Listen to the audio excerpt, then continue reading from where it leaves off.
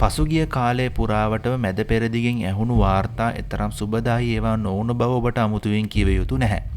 ඉතින් වසර කීපයක නිහඬතාවයකට පස්සේ සෞදි අරාබිය සහ යේමනයේ හූති සටන්කාමින් අතර පැවති ඒ සාමමය තත්ත්වය සම්පූර්ණයෙන්ම බිඳ වැටිලා තිබෙනවා.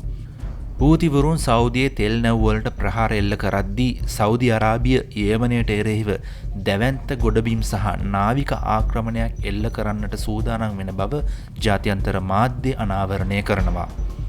මොකද්ද මේ හදිස්සියෙම සිද්ධ වුණේ? අපි කතා කරන්නේ අද ඒ ගැනයි. මේ වසරේ ජූලි 20 වෙනිදා හූති සටන්කාමීන් විසින් සෞදි අරාබියට එරෙහිව හදිස්සි නාවික සම්බාධකයක් එහෙම නැත්නම් බ්ලොකේජ් එකක් ප්‍රකාශයට පත් කිරීම මැද පෙරදිග පුරාවටම මේ තත්ත්වය ගෙන යාම කිරීමට යම්කිසි ආකාරයක හේතුවක් වුණා. ඔවුන් රතු මුහුද හරහා යන සෞදියේ තෙල් නැව් වලට සහ යන්බුහි තෙල් පිරිපහදු වලට මිසයිල සහ ඩ්‍රෝන ප්‍රහාර එල්ල කළා. හෝමුස් සමුද්‍රයේ වසා තිබීම නිසා සෞදිය තමන්ගේ තෙල් අපනයනයෙන් අඩකටත් වඩා සිදු කළේ මෙන්න මේ කියන රතු මුහුද හරහායි. ඒ නිසා හූතිවරුන්ගේ මේ ප්‍රහාරය සෞදියේ ආර්ථිකයට එල්ල වුණු දැවැන්ත ප්‍රහාරයක් වුණා. මේ තර්ජනය හමුවේ සෞදි අරාබිය නිහඬව හිටියේ නැහැ. සෞදි ගුවන් හමුදාව විසින් යේමනයේ හූති පාලනය යටතේ පවතින ප්‍රධානතම වරායක් වෙන හුදෙයිදාහි පිහිටි හූති ඉලක්ක වෙත ප්‍රබල ගුවන් ප්‍රහාර මාලාවක් එල්ල කළා.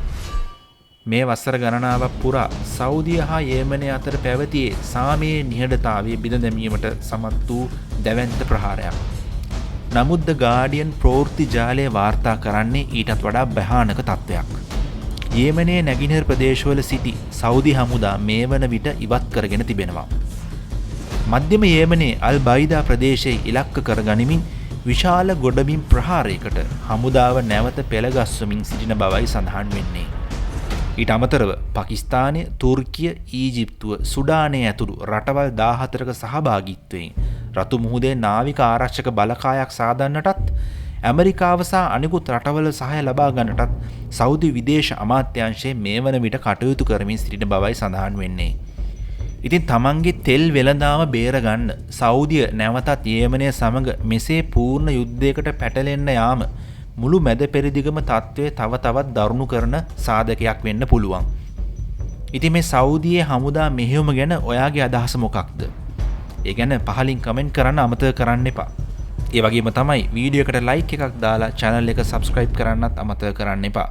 SL Fireball අපගේ YouTube channel එකෙන් අපි නැවතත් හමු වෙමු. ඔබට සුබ දවසක්.